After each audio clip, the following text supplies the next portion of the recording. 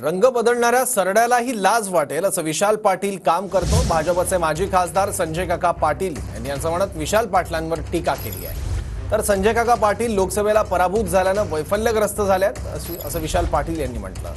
संजय काका नगरपंचायतीला उभे राहतील की काय अशी परिस्थिती असल्याचं देखील टोला विशाल पाटलांनी लगावला। संजय काका पाटलांच्या टीकेला खासदार विशाल पाटलांनी प्रत्युत्तर दिलं आहे। अपघातानं झालेला हा विशाल पाटील खासदार आहे।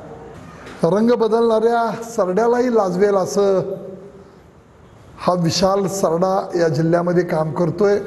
माझं विशाल पाटलांना जाहीर आव्हान आहे, एका स्टेजवर या आणि या जिल्ह्यातल्या जनतेला, राज्यातल्या जनतेला कुणाच्या काळामध्ये किती पैसे आले आणि काय काय विकास झाला हे एकदा जनतेला सांगूया।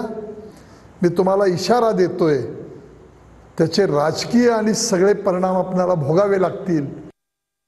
खासदारकीला पराभूत झाल्यामुळे वैफल्यग्रस्त काका झालेले आहे। जिथं विधानसभेची बाप खासदार पर आमदार होणार स्वप्न बघत होती, त्या विधानसभा मतदारसंघात सुद्धा मागे जायची परिस्थिती निर्माण। विधानसभा झाल्यावर पुन्हा स्वतःच नगरपंचायतीच्या उमेदवारीला घेऊन उभारतात का काय अशी मलाही शंका वाटत।